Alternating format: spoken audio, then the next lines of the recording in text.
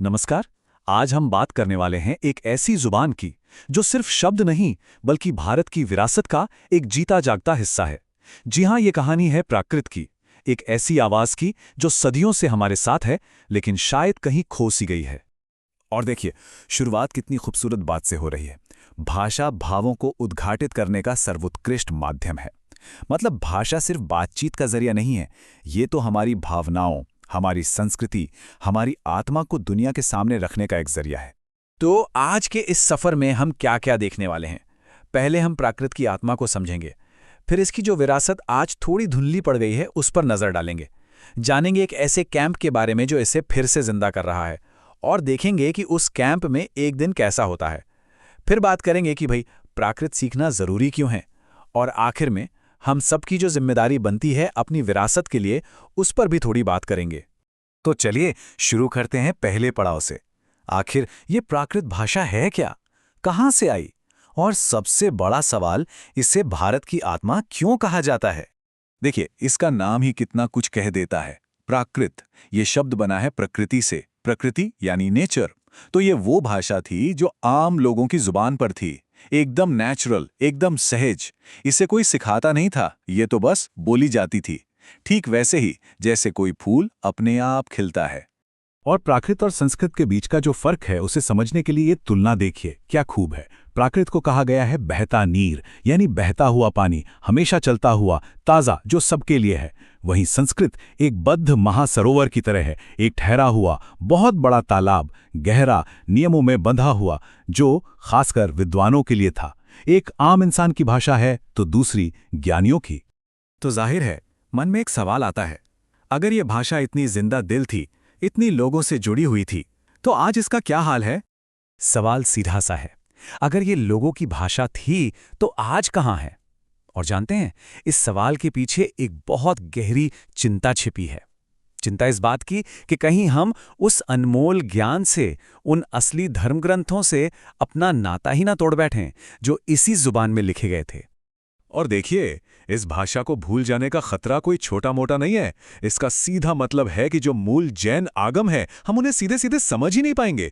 अपनी आज की भाषाओं जैसे हिंदी मराठी की जड़ों से ही कट जाएंगे। वो सारे नैतिक और सांस्कृतिक मूल्य जो इसके साहित्य में हैं, वो धुंधले पड़ जाएंगे। और सोचिए, एक पूरी की पूरी आध्यात्मिक परंपरा जो सदियों से चली आ रही है, उसमें एक बहुत बड़ी दरार आ जाएगी। लेकिन जहां एक चुनौती होती है, वहीं उम्मीद की एक किरण भी होती है। और इस सांस्कृतिक चुनौती का एक बहुत ही प्रेरणा देने वाला जवाब है प्राकृत विद्या शिक्षण शिविर। जी, प्राकृत भाषा विकास फाउंडेशन ये कैंप्स आयोजित करता है जिन्हें प्राकृत विद्या शिक्षण शिविर कहते हैं। ये ऐसे कैंप हैं जहां लोग रहते हैं और इनका बस एक ही मकसद है, इस महान भाषा को फिर से जिंदा करना। और एक बात साफ कर दें, इन कैंप्स का मकसद सिर्फ भाषा सिखाना नहीं है, वो तो बस एक हिस्सा है।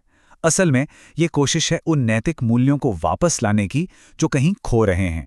ये एक संकल्प है आगमिक परंपरा को बचाने का। ये प्रेरणा है एक नशे मुक्त जीवन और एक अच्छे समाज की। यहाँ जैन दर्शन की बुनियादी बातें भी सिखाई जाती हैं, और कोशिश होती है कि लोगों में देश और अपनी संस्कृति के लिए जज्बा पैदा हो। तो चलिए अब जरा अंदर झांककर देखते हैं कि इस कैंप में असल में होता क्या है, वहाँ एक दिन गुजरता कैसे है। जरा कल्पना कीजिए, सुबह की शुरुआत हो रही है प्रार्थना और योग की शांति के साथ। मन और शरीर दोनों सीखने के लिए तैयार हो जाते हैं। फिर दोपहर में सेल्फ स्टडी क्लासेस और कुछ मज़ेदार कॉम्पिटिशन्स के साथ ज्ञान को और पक्का किया जाता है। और शाम तो जैसे एक उत्सव बन जाती है, आरती, प्रवचन और सांस्कृतिक कार्यक्रमों के साथ। ये वाकई में सीखने और आध्यात्मिकता का एक कमाल का संगम है। अब ये सब सुनकर मन में ये सवाल आना लाजमी है कि भाई, आज की इस मॉडर्न दुनिया में प्राकृत सीखने की क्या जरूरत है, इसका क्या फायदा? अरे, इसका महत्व बहुत गहरा है। सबसे पहली बात, आज हम जो हिंदी, मराठी, गुजराती जैसी भाषाएं बोलते हैं, उनकी जड़ें इसी प्राकृत में है। ये इन भाषाओं की माँ जैसी है। इतना ही नहीं, भारत सरकार ने भी इसे क्लासिकल लैंग्वेज यानी शास्त्रीय भाषा का दर्जा दिया है। पुराने जमाने के जो शिलालेख हैं, सिक्के हैं, पुरानी किताबें हैं, उनके राज खोलने की चाबी यही भाषा है। और हजारों साहित्यिक और धार्मिक ग्रंथ तो इसी में लिखे गए हैं। और आध्यात्मिक तौर पर इसका महत्व तो देखिए, जैन धर्म का जो सबसे पवित्र मंत्र है, नमोकार महामंत्र, वो भी प्राकृत भाषा में ही है। इससे पता चलता है कि ये सिर्फ एक भाषा नहीं, ये तो आध्यात्म की आत्मा है, भक्ति की जुबान है। और अब हम आते हैं सबसे आखिरी और शायद सबसे जरूरी बात पर। ये जो विरासत है, इसके साथ एक जिम्मेदारी भी आती है। प्राकृत को बचाना सिर्फ कुछ लोगों का काम नहीं है, ये हम सबका, पूरे समाज का एक सांस्कृतिक फर्ज है। तो सवाल यही है, इस विरासत की मशाल को आगे कौन लेकर जाएगा? ये सिर्फ एक सवाल नहीं, ये एक पुकार है। ये हम सबको सोचने पर मजबूर करता है कि इस महान काम में हमारी क्या भूमिका हो सकती है। देखिए, प्राकृत भाषा विकास फाउंडेशन जो ये इतना जरूरी काम कर रहा है, वो अकेले नहीं कर सकता। इन कैंप्स को चलाने के लिए समाज के साथ की जरूरत है। ये एक सामूहिक कोशिश है और हर छोटा बड़ा सहयोग इस प्राचीन भाषा की लौ को जलाए रखने में बहुत बड़ी मदद करता है। तो अपनी इस प्राचीन धरोहर को सीखना, समझना और आगे बढ़ाना, ये हम सबकी जिम्मेदारी है।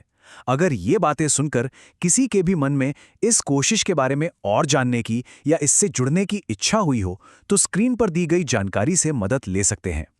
आखिर में सवाल ये नहीं है कि क्या इस विरासत को बचाना चाहिए, सवाल ये है कि हम सब मिलकर इसे कैसे बचा सकते हैं।